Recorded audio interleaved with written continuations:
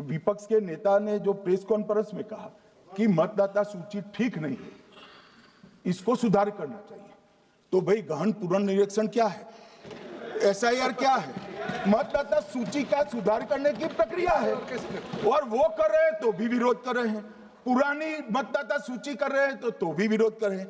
भाई मतदाता सूची पुरानी हो या नहीं, आपका हारना तय है, ये मतदाता सूची से नहीं होता। मान्यवर, वोट चोरी किसको कहते हैं वो मैं बताना चाहता हूँ, और हमारे यहाँ कुछ परिवार ऐसे हैं जो पूछते नहीं वोट चोरी करते। अच्छा बोलिए आप। हाँ बोले आप बोले। हाँ बोले आप बोले।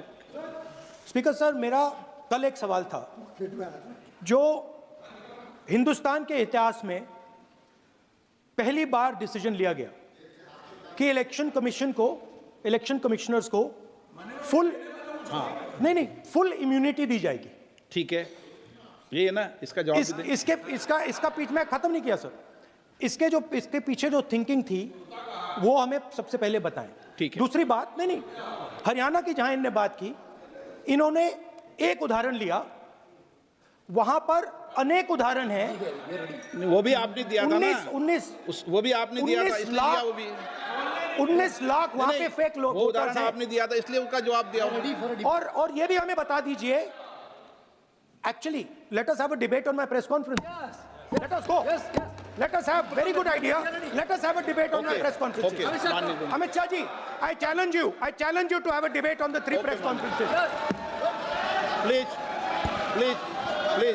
ठीक है, बैठ जाए। मान्य, प्लीज मान्य, आपने बात करी, प्लीज। उत्तर प्रदेश में और हरियाणा में दोनों चुनाव में वोट कैसे दे रहे हैं, प्लीज ये भी जवाब दे दीजिए।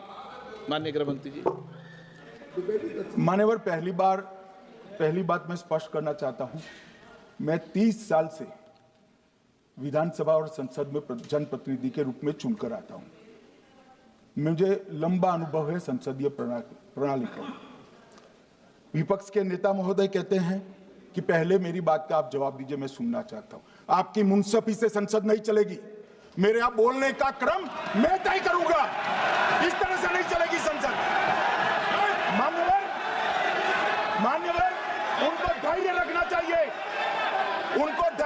चाहिए, मेरा जवाब सुनने का। इनकी एक बात का जवाब मैं दूंगा, मगर मेरे भाषण का क्रम वो तय नहीं कर सकते, मैं करूंगा, क्योंकि मैं बोल रहा हूं। मान्यवर, वोट चोरी का प्रोग्राम बचा।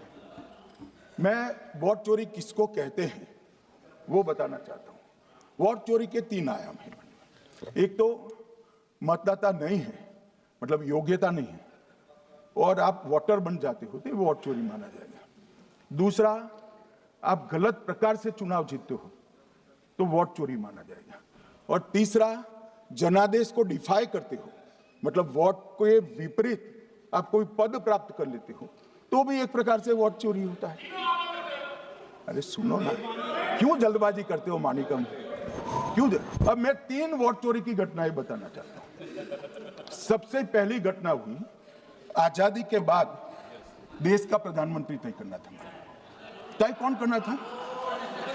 तो उस वक्त के जितने प्रांत थे, इसके कांग्रेस के अध्यक्ष होंगे, उनके एक वोट से तय होना था। अब 28 वोट श्री सरदार पटेल को मिले और 2 वोट जवाहरलाल नेहरू जी को मिले।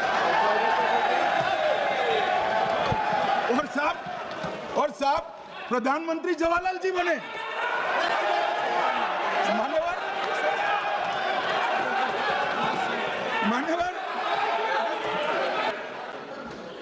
मान्यवर दूसरी, प्लीज बैठिए माननीय सदस्य, प्लीज, हर बार नहीं उठते, बैठिए। मान्यवर, दूसरे प्रकार की वोट चोरी और नैतिक तरीके से चुनाव जीता, ऐसी वोट चोरी भी भूतकाल में एक बार हुई थी।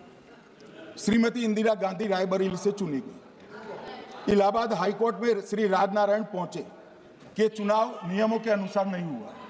इलाहाबाद हाईकोर्ट ने ये तय कर दिया कि श्रीमती गांधी ने उचित तरीके से चुनाव नहीं जीता है, हम इसको रद्द कर दें। मान्यवर, ये भी वोट चोरी थी, बहुत बड़ी वोट चोरी थी। और उसके बाद में क्या हुआ? उसके बाद में क्या हुआ? उसके बाद में वो वोट चोरी को ढकने के लिए संसद में कानून लाया कि प्रधानमंत्री के खिलाफ कोई केस ही नहीं हो सकता। मैं विपक्ष के नेता को कहना चाहता हूं, इम्यूनिटी की बात आप चुनाव आयोग की पूछ रहे हैं, इसका तो मैं जवाब दूंगा, इसका मैं जवाब दूंगा इम्यूनिटी का। मगर ये इम्यूनिटी जो श्रीमती गांधी ने दी थी, इसके लिए आपका क्या कहना है? और उन्होंने तो स्वयं के लिए ले ली। उनका आरोप है। ले, ऐसे नहीं चलता मान्यवर, आप जब बोले, जब 5-5 मिनट उठेंगे क्या? ये मान्यवर, उनका आरोप है। आप भी बोले, आप भी बोले, आप भी बोले ना, गलत। 1-1 मिनट में सदस्य नहीं उठेगा ना। मान्यवर, उनका आरोप है कि सरकार ने बनाया तो लोकतंत्र ने बनाया, तो जो समय का केस था वो बताया है, आगे का तो बताया। मोदी जी को भी सब लोगों ने प्रधानमंत्री बनाया है भाई, आपकी कृपा से नहीं बने हैं। मान्यवर,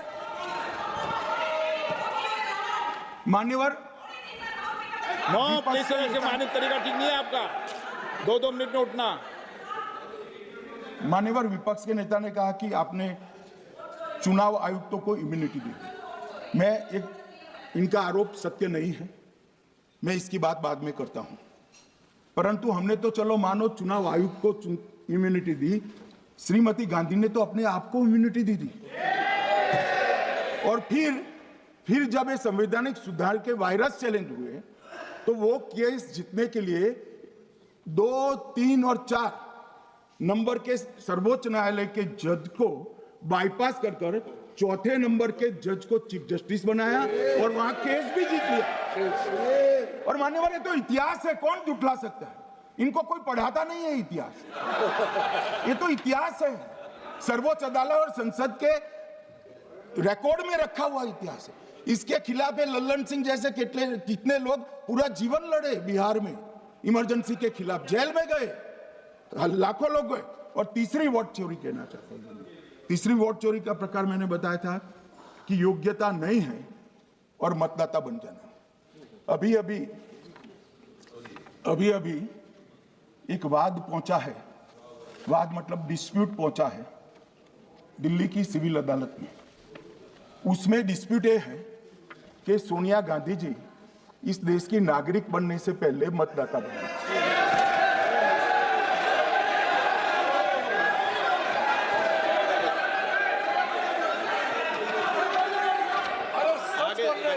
आगे सुनो, बोल क्या रहे, पूरी बात तो सुनो।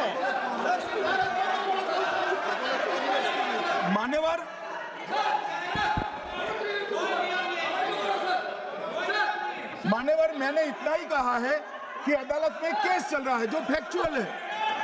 अब जवाब तो उनको अदालत में देना है, सोनिया जी ने यहां क्यों दे रहे हैं? अदालत में जवाब देना है। अब मुझे सुनिए तो, अब आपने एक मुद्दा खड़ा किया, मुझे जवाब तो देने दीजिए। मान्यवर, मैंने कुछ ऐसा नहीं कहा, मैंने सिर्फ इतना कहा है कि एक वाद दायर हुआ है दिल्ली की अदालत में। मैंने कोई कंक्लूजन नहीं कहा, मैंने कहा कंक्लूजन कहा, मैंने कोई कंक्लूजन नहीं कहा।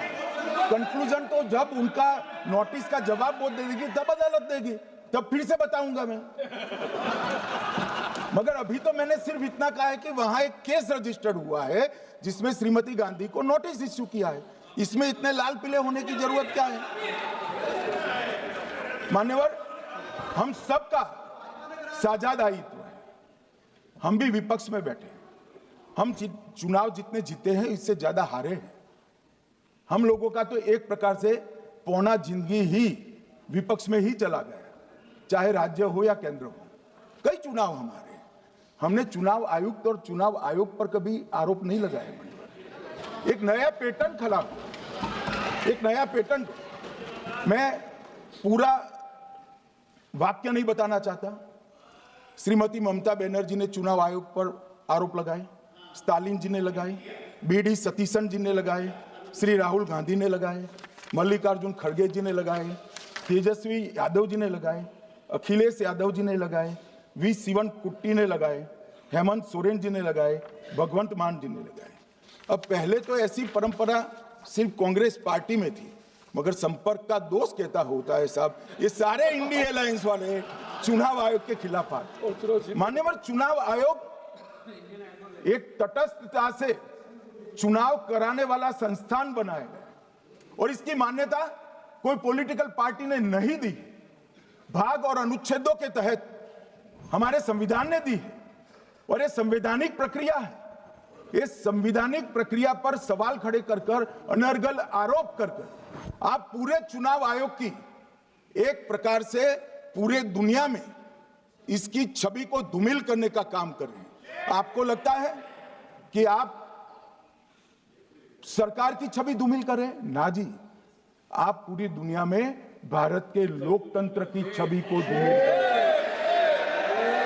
मान्यवर, सरकार का तो इतना ही सवाल है, मान्यवर सरकार का तो इतना ही सवाल है कि भारत के मतदाता क्या सोचेंगे, मगर मतदाता का सोचने का सवाल नहीं है। मतदाता को तो मालूम है कि हमने तो वोट दिया है इसलिए चुनकर आए हैं, तो उसके मन में कोई डाउट नहीं है। ये वोट चोरी करते रहे, घुसपैठिया बचाओ यात्रा निकाली और बिहार में 2/3 बहुमत से हम जीते।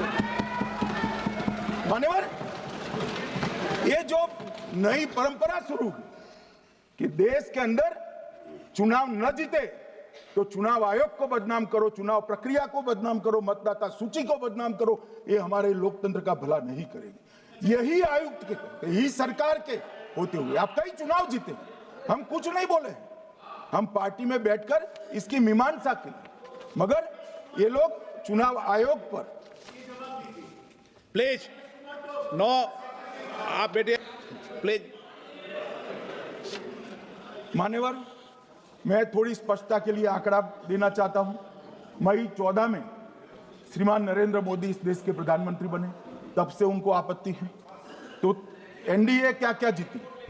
3 लोकसभा चुनाव हम जीते, 41 राज्यों के विधानसभा चुनाव जीते, तो हम 44 विधानसभा टोटल चुनाव जीते हैं 2024 से 25 तक। मगर वो भी 30 चुनाव जीते हैं अलग अलग विधानसभा में, 30 जगह पे। अगर मतदाता सूची करेक्ट है तो क्यों शपथ लिया, क्यों चुनाव लड़ा? आप बताइए देश की जनता को। आप लोग यहाँ कैसे पहुंचे? श्री राहुल गांधी जहां से चुनकर आए थे, वो वायनाड की मतदाता सूची में भी मेरी पार्टी ने प्रेस कॉन्फ्रेंस कर इसी प्रकार की डिस्क्रिपेंसी को बताया है। इसका जवाब नहीं देते। हमने अमेठी का भी बताया है, इसका जवाब नहीं देते हैं। मान्यवर, ये चुनाव की मतदाता सूची में जो थोड़ी बहुत गलतियां हैं, उसको वो लोग मुद्दा बनाते हैं चुनाव हारने का। चुनाव हारने का कारण है नहीं, मैं अंत में बताऊंगा क्यों हारते हो चुनाव, मैं बताऊंगा मान्यवर अंत। परंतु फिर भी चलो मान ले कि मतदाता सूची ठीक नहीं है, तो गहन पुनर्निरीक्षण का मतलब ही ये है कि मतदाता सूची को सुधारने की प्रक्रिया। अब इसमें आपके बीएलए सहयोग नहीं करते हैं, आप उसका बहिष्कार का ऐलान करते हो, आपकी राज्य सरकारें जहां है वो मदद कम करती है, तो कैसे मतदाता सूची का शुद्धिकरण होगा? जो आपकी डिमांड है वो ही चुनाव आयोग कर रहा है। आपकी डिमांड है कि मतदाता सूची ठीक हो, वो चुनाव आयोग कर रहा है, मगर हुआ क्या है मान्यवर मालूम है? इनको अब अगर प्रेस में कोई पत्रकार उनको पसंद ना आए ऐसा सवाल पूछते हैं तो तुम बीजेपी के एजेंट हो ऐसा कहते हैं। मान्यवर, सवाल जो भी हो उसको लेना चाहिए। मान्यवर, पत्रकार कभी बीजेपी का एजेंट नहीं होता है, मगर आप अगर ऐसा मानते हो कि लोकतंत्र में आपको पसंद आए ऐसे ही सवाल पत्रकार पूछे तो ये नहीं हो सकता। इमरजेंसी नहीं है भाई, इमरजेंसी नहीं है। मान्यवर, एक प्रेस में कोई सवाल पूछता है तो कहते हैं बीजेपी के एजेंट हो, केस हारते हैं तो जज पर आरोप कर देते हैं, चुनाव हारते हैं तो ईवीएम पर आरोप करते हैं, ईवीएम की दलील अब गले नहीं उतरती तो वोट चोरी का मुद्दा लेकर आए, वोट चोरी का मुद्दा लेकर पूरा बिहार में यात्रा निकाली, फिर भी हार गए। अब हारने का कारण आपका नेतृत्व है, ये हारने का कारण ईवीएम और मतदाता सूची नहीं।